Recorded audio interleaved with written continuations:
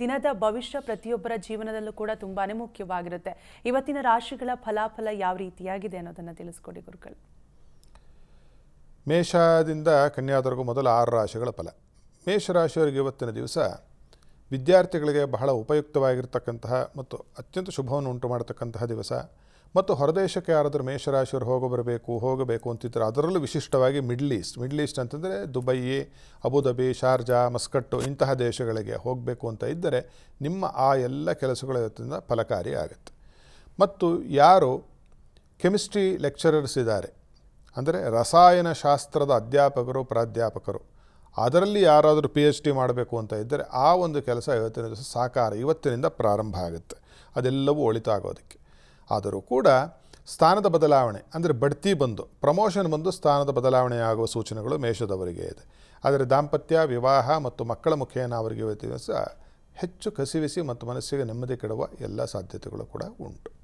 ವೃಷಭದವರಿಗೆ ಇವತ್ತಿನ ದಿನ ಆಸ್ತಿಯ ಲಾಭ ಹೆಚ್ಚಾಗ್ತಕ್ಕಂಥದ್ದು, ಧನದ ಲಾಭ ಉಂಟಾಗ್ತಕ್ಕಂಥದ್ದು, ಮನಸ್ಸಿಗೆ ನೆಮ್ಮದಿ ಬರತಕ್ಕಂಥದ್ದು, ಆಯುಷ್ಯ ವೃದ್ಧಿ ಆಗ್ತಕ್ಕಂಥದ್ದು, ಆರೋಗ್ಯ ವೃದ್ಧಿ ಆಗ್ತಕ್ಕಂಥದ್ದು. ಆದಾಗ್ಯೂ ಕೂಡ ಮನೆಯಲ್ಲಿ ಸ್ವಲ್ಪ ನೆಮ್ಮದಿ ಕೆಡತಕ್ಕಂಥದ್ದು ಮತ್ತು ಶತ್ರುಪೀಡೆ ಸ್ವಲ್ಪ ನಿಮ್ಮವರೇ ಆದ ಯಾವುದೋ ಹೆಂಗಸಿನ ಮುಖಾಂತರ ಗಂಡಸರಿಗೆ ಗಂಡಸಾದರೆ ಹೆಂಗಸರಾದರೆ ಗಂಡಸರಿಂದ ತೊಂದರೆ ಉಂಟಾಗಬಹುದಾಗಿರ್ತಕ್ಕಂಥ ಅವಯವಗಳು ಕೂಡ ಕಂಡುಬರುತ್ತೆ.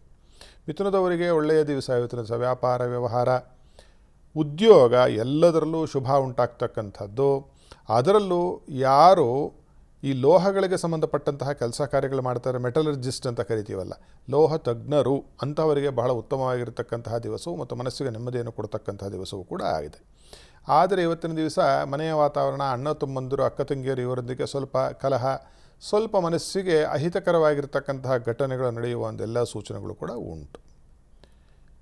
ಕರ್ಕಾಟಕದವರಿಗೆ ಇವತ್ತಿನ ದಿವಸ ಆರೋಗ್ಯದಲ್ಲಿ ಉತ್ತಮತೆ, ದೇವತಾ ದಯೆ ಉಂಟಾಗ್ತಕ್ಕಂತಹ ದಿವಸ. ದೇವರ ಒಂದು ಪ್ರಾರ್ಥನೆಯಿಂದ ತೀರ್ಥಯಾತ್ರೆ ಮಾಡ್ತಕ್ಕಂತಹ ಒಂದು ಯೋಗವು ಮತ್ತು ಇಲ್ಲಿಯವರೆಗೂ ನೋಡದೇ ಇರತಕ್ಕಂತಹ ಯಾವುದೋ ಒಂದು ಹೊಸ ಸ್ಥಳವನ್ನು ನೋಡ್ತಕ್ಕಂಥದ್ದು ಮತ್ತು ಅನ್ಯ ಜಾತೀಯ, ಅನ್ಯ ಧರ್ಮೀಯ ಯಾವುದೋ ಕ್ಷೇತ್ರಕ್ಕೆ ಹೋಗೋ ಯೋಗವು ಕೂಡ ಇವತ್ತಿನ ದಿವಸ ಕರ್ಕಾಟಕ ರಾಶಿಯವರಿಗೆ ಕಂಡು ಬರ್ತಾ ಇದೆ.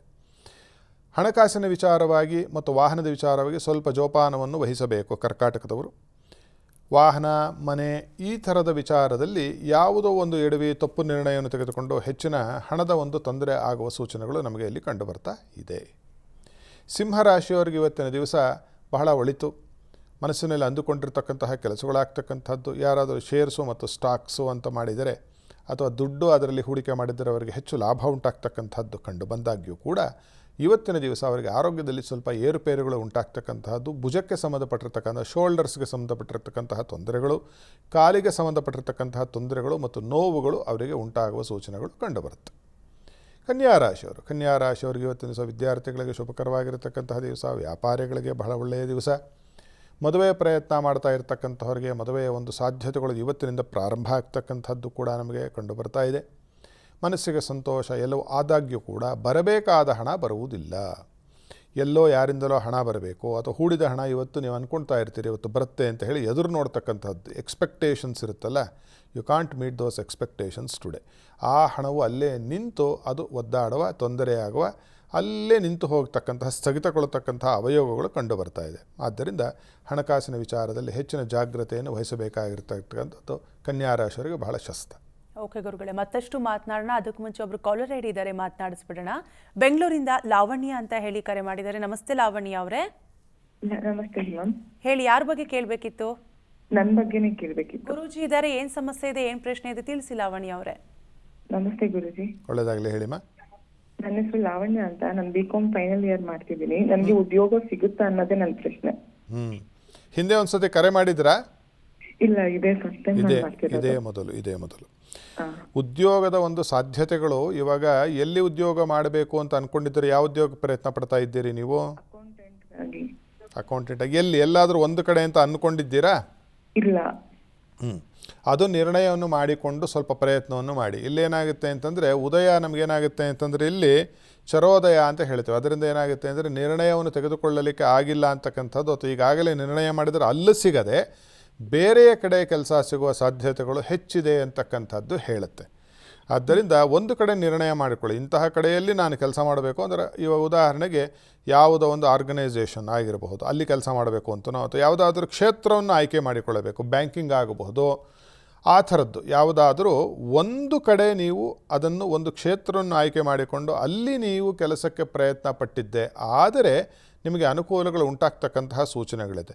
ಅದಾಗಿ ಕೂಡ ಎಲ್ಲಿಂದಲೋ ಹಣ ಬರುವ ಒಂದು ಯೋಗವೋ ಅಥವಾ ಬರ್ತಾ ಇರ್ತಕ್ಕಂತಹ ಈಗಾಗಲೇ ಇರ್ತಕ್ಕಂತಹ ಯೋಗಗಳು ಕೂಡ ಕಾಣುತ್ತೆ. ಎಲ್ಲಾದರೂ ಈಗ ಪ್ರಸ್ತುತ ಕೆಲಸ ಮಾಡ್ತಾ ಇದ್ದೀರಾ? ಇಲ್ಲ ಇಲ್ಲ, ಈಗ ಫೈನಲ್ ಇಯರ್ ಎಕ್ಸಾಮ್ ಬರೀತಾ ಇದ್ದೀನಿ. ಮಾಡಿ, ಬರುತ್ತೆ ಹಣ, ಎಲ್ಲಿಂದಲೋ ಒಂದು ಹಣ ಬರುವ ಎಲ್ಲ ಮುನ್ಸೂಚನೆಗಳು ಕೂಡ ಇದೆ. ಸ್ವಲ್ಪ ಹೆಚ್ಚಿನ ಆಂಜನೇಯ ಸ್ವಾಮಿಯ ಪ್ರಾರ್ಥನೆ, ಪೂಜೆ ಪುನಸ್ಕಾರವನ್ನು ಮಾಡೋದು, ಆಂಜನೇಯ ಸ್ವಾಮಿಯ ಶ್ಲೋಕವನ್ನು ಹೇಳೋದು, ಶನಿವಾರ ದಿವಸ ಆಂಜನೇಯ ಸ್ವಾಮಿಯನ್ನು ಹೋಗಿ ದರ್ಶನ ಮಾಡಿಕೊಂಡು ಬನ್ನಿ. ಇವಿಷ್ಟು ಮಾಡುವುದರಿಂದ ಕೆಲಸದಲ್ಲಿ ಬೇಗದಲ್ಲಿ ಕೆಲಸ ಸಿಗೋ ಯೋಗಗಳು ಉಂಟಾಗುತ್ತೆ. ಮಂಗಳವಾಗಲಿ. ಧನ್ಯವಾದಗಳು ಲಾವಣ್ಯ ಅವರೇ, ಕರೆ ಮಾಡಿದ್ದಕ್ಕಾಗಿ. ಗುರುಗಳೇ, ಈಗಾಗಲೇ ರಾಹುಕಾಲ, ಗುಳಿಕ ಕಾಲ, ಯಮಗಂಡದ ಕಾಲದ ಬಗ್ಗೆ ಒಂದಷ್ಟು ವಿಚಾರವನ್ನು ತಿಳಿಸ್ಕೊಟ್ರಿ. ಇನ್ನು ಈ ಕಾಲಮಾನದಲ್ಲಿ ಹುಟ್ಟಿದ್ರೆ ಏನಾದರೂ ಅಶುಭವಾಗುತ್ತಾ, ಏನಾದರೂ ಸಮಸ್ಯೆಗಳಾಗುತ್ತಾ, ಹೇಗೆ ಅಂತ? ನೋಡಿ, ಇದು ಬಹಳ ಒಳ್ಳೆಯ ಪ್ರಶ್ನೆ. ಇದು ಮಹಾ ಪೆದ್ದುತನ ಹಾಗೆಲ್ಲ ಮಾತಾಡ್ಬಿಟ್ರೆ ನಾವು. ನಮ್ಮ ಭಾರತದ ರಾಜಕೀಯದಲ್ಲಿ ಅತ್ಯಂತ ಉಚ್ಚ ಸ್ಥಾನವಲ್ಲ ಅಲಂಕರಿಸಿದಂತಹ ವ್ಯಕ್ತಿಗಳು ಇಬ್ಬರು ರಾಹುಕಾಲದಲ್ಲಿ ಹುಟ್ಟಿರ್ತಕ್ಕಂಥವ್ರು. ನಮ್ಮ ಭಾರತೀಯ ಸಿನಿಮಾ ಕ್ಷೇತ್ರದಲ್ಲಿ ಅತ್ಯಂತ ದೊಡ್ಡ ಹೆಸರು ಮಾಡಿದಂತಹ ಒಬ್ಬ ವ್ಯಕ್ತಿ ಹೆಸರು ಹೇಳಬಾರ್ದು, ಯಾಕೆಂದರೆ ಅವರ ಒಂದು ಅನುಮತಿ ನಮಗಿಲ್ಲ, ಆದ್ದರಿಂದ ಹೆಸರು ಹೇಳಬಾರ್ದು. ಅವ್ರು ಹುಟ್ಟಿರ್ತಕ್ಕಂಥದ್ದು ಯಾವುದರಲ್ಲಿ? ದುರ್ಮುಹೂರ್ತದಲ್ಲಿ.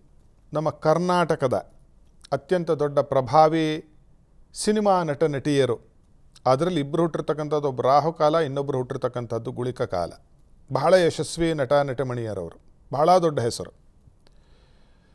ನಮ್ಮ ಭಾರತೀಯ ಕ್ರಿಕೆಟ್ ರಂಗದಲ್ಲಿ ಹೆಚ್ಚು ಹೆಸರು ಮಾಡಿರ್ತಕ್ಕಂಥವ್ರು ಹುಟ್ಟಿರ್ತಕ್ಕಂಥದ್ದು ರಾಹುಕಾಲದಲ್ಲಿ.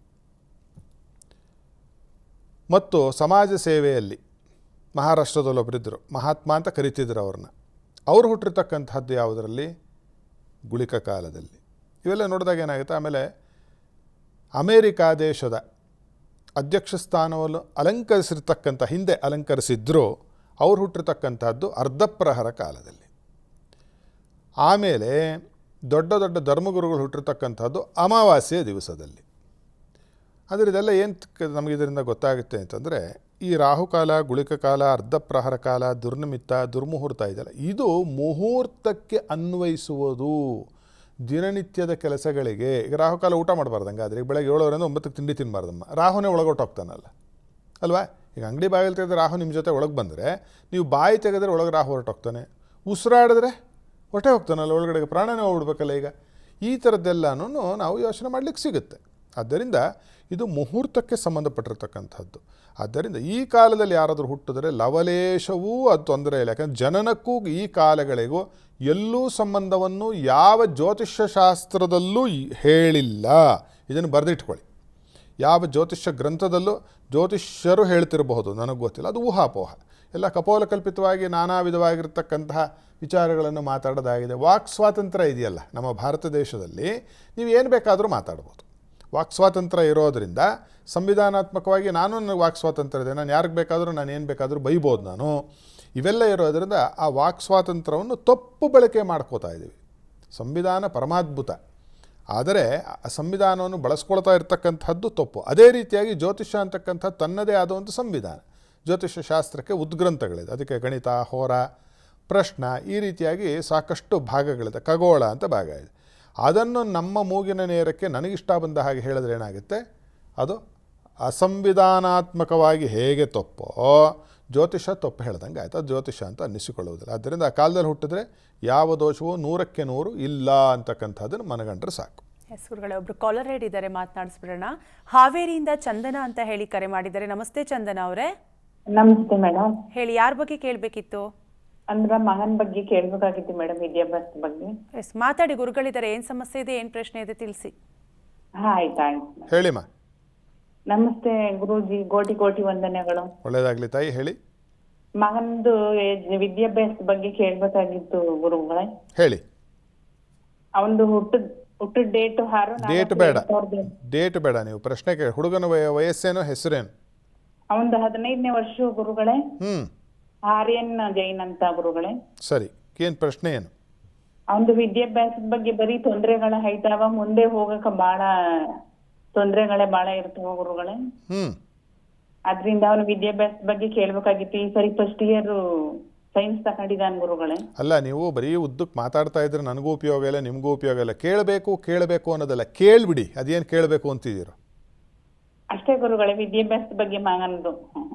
ಅಲ್ಲಮ್ಮ, ನಾನು ಈ ಕಾರ್ಯಕ್ರಮ ಈಗ ಈ ಕಂತಿನಲ್ಲಿ ಶುರು ಮಾಡಿದ 15ನೇ ದಿವಸ. ಪ್ರತಿದಿನ ಹೇಳ್ತೀವಿ, ಪ್ರಶ್ನೆಯನ್ನು ಕೇಳಿ. ನೀವು ಸಮಸ್ಯೆಯನ್ನು ಹೇಳೋದಲ್ಲ ಅಷ್ಟೇ ಗುರುಗಳೇ. ಪ್ರಶ್ನೆನೇ ಇಲ್ಲ ಅನ್ನೋದಲ್ಲ, ಪ್ರಶ್ನೆ ಏನು ಕೇಳಬೇಕು ಅಂತಿದ್ದೀರಿ ಅದನ್ನು ಹೇಳಿ. ಅವನದು ವಿದ್ಯಾಭ್ಯಾಸ ಮುಂದೆ ಹೆಂಗಿರ್ತದ ಅವನ ನೋಡಿ, ಈಗ ಪ್ರಶ್ನೆ ಕೇಳಿದ್ರಿ. ಇಷ್ಟೇ ಬೇಕಾಗಿರೋದು ನಮಗೆ. ಇಷ್ಟು ಪ್ರಶ್ನೆ ಕೇಳಿಬಿಟ್ರೆ ನಾವು ಹೇಳ್ಬಿಡ್ಬೋದು. ಅದು ಅಷ್ಟೇ ಅಂದರೆ ಅದು ಆ ರೀತಿಯಾಗಿ ಹೇಳಕ್ಕೆ ಬರೋದಿಲ್ಲ. ವಿದ್ಯಾಭ್ಯಾಸದಲ್ಲಿ ಸ್ವಲ್ಪ ಭಂಗಯೋಗಗಳು ಉಂಟು. ಬಹಳ ಅವಸರ ಮಾಡ್ಕೊಳ್ತಕ್ಕಂಥದ್ದು, ಮನಶ್ಚಾಂಚಲ್ಯ ಹೆಚ್ಚು ಕಾಣುತ್ತೆ ನಿಮ್ಮ ಮಗನಿಗೆ. ಬಹಳ ಎಲ್ಲ ನನಗೆ ಗೊತ್ತು ಅಂತ ಹೊರಡತಕ್ಕಂತಹ ಹುಡುಗ. ಸ್ವಲ್ಪ ಕೋಪತಾಪಗಳು, ನಾನು ಅಂತಕ್ಕಂತಹ ಸ್ವಲ್ಪ ಅಹಂಭಾವಾದಿಗಳು ಹೆಚ್ಚು ಇರತಕ್ಕಂತಹದ್ದು ಕೂಡ ಕಾಣುತ್ತೆ. ಬಾಧೆಗಳು ಕೂಡ ನಮಗೆ ಇಲ್ಲಿ ಬಹಳ ಸುಸ್ಪಷ್ಟವಾಗಿ ಕಾಣ್ತಾ ಇದೆ. ಇದಕ್ಕೆ ಸ್ವಲ್ಪ ಪರಿಹಾರಗಳನ್ನು ಮಾಡಬೇಕಾದೀತು. ಅದರಿಂದ ಖುದ್ದು ನೀವು ಇದಕ್ಕೆ ಪರಿಹಾರವನ್ನು ಕಂಡುಕೊಳ್ತಕ್ಕಂಥದ್ದು ಉತ್ತಮ. ಚಿಕ್ಕದಲ್ಲಿ ಹೋಗ್ತಕ್ಕಂತಹದ್ದು ಇಲ್ಲಿ ನಮಗೆ ಕಂಡು ಬರ್ತಾ ಇಲ್ಲ.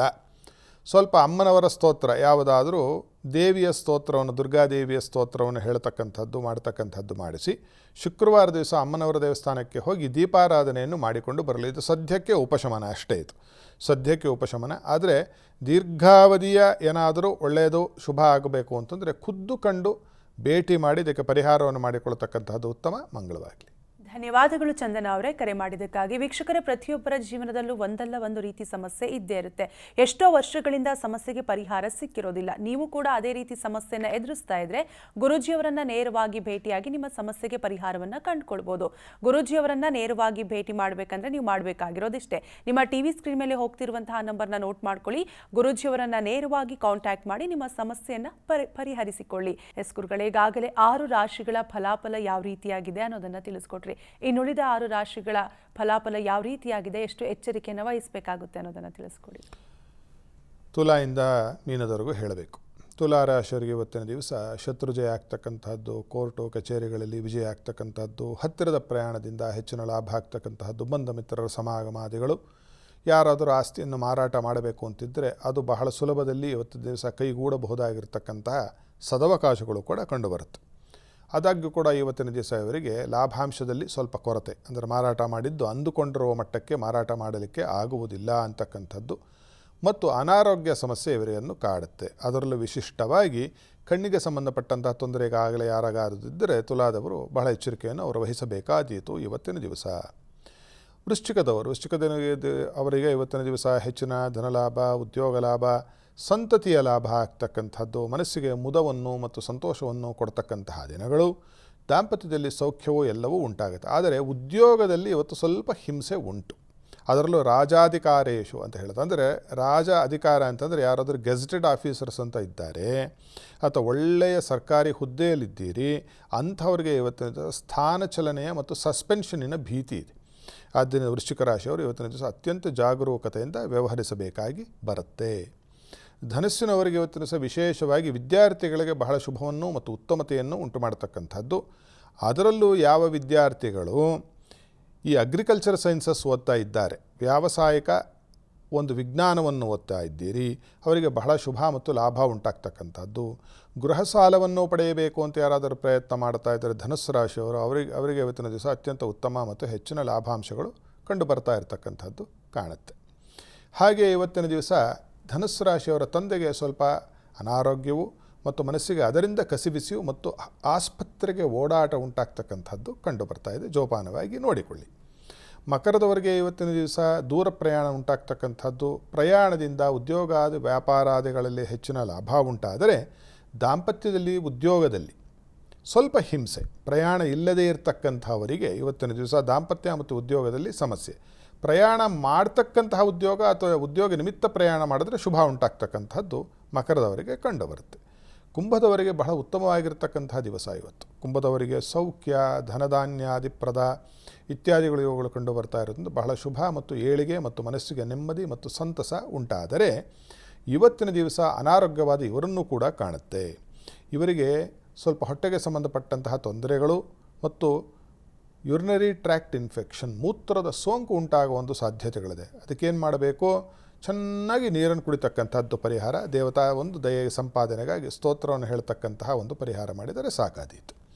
ಮೀನದವರಿಗೆ ಉದ್ಯೋಗದಲ್ಲಿ, ವ್ಯಾಪಾರದಲ್ಲಿ, ವ್ಯವಹಾರಗಳಲ್ಲಿ ಅತ್ಯಂತ ಜಯ, ಯಶಸ್ಸು, ಪ್ರೇಯಸ್ಸು ಎಲ್ಲವೂ ಇದೆ. ಕೀರ್ತಿ ಲಾಭ ಉಂಟಾಗ್ತಕ್ಕಂಥದ್ದು ಕೂಡ ಕಾಣುತ್ತೆ.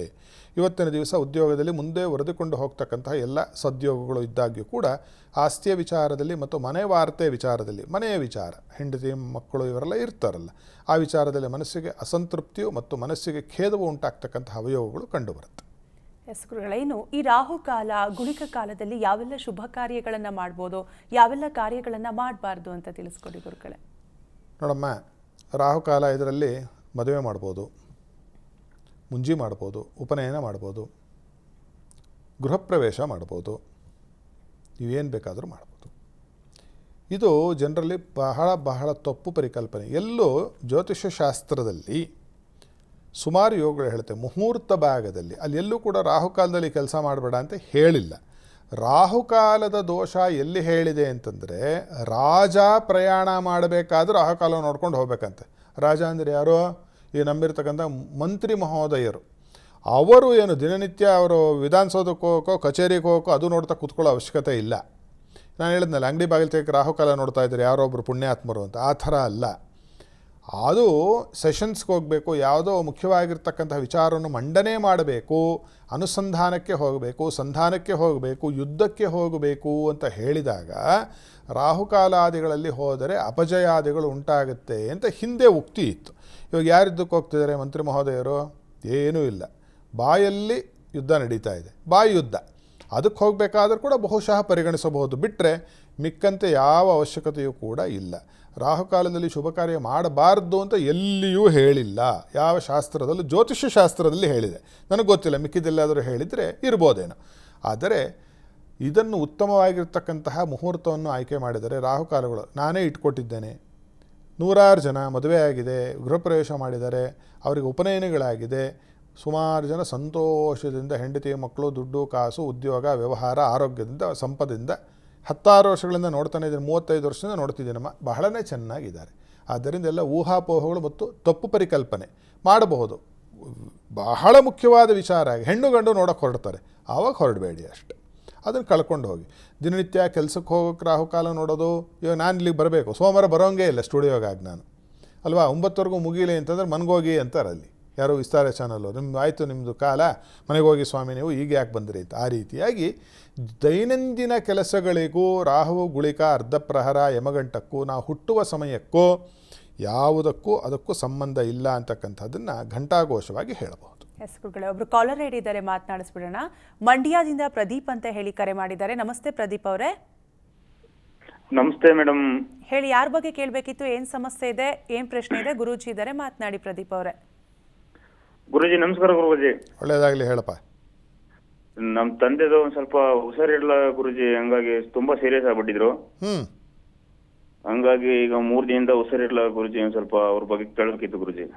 ಕೇಳಿ, ಏನು ಕೇಳಬೇಕು? ಏನು ನಿಮ್ಮ ತಂದೆ ಹೆಸರು, ವಯಸ್ಸು, ಏನು ಕೇಳಬೇಕು? ಪಾಪಣ್ಣ ಅಂತ, ಅವ್ರಿಗೆ 62 ವರ್ಷ ಆಗೈತೆ. ಹಂಗಾಗಿ ಅವ್ರಿಗೆ ಸಡನ್ ಆಗಿ ಹುಷಾರಿರ್ಲಿಲ್ಲ ಒಂದು, ಹಂಗಾಗಿ ಏನು ಎತ್ತ ಅಂತ ಕೇಳ್ಬೇಕಾಯ್ತು ಗುರುಜಿ ಒಂದು ಸ್ವಲ್ಪ. ಅದೇ ಏನು ಎತ್ತ ಅಂದ್ರೆ ಏನಪ್ಪ?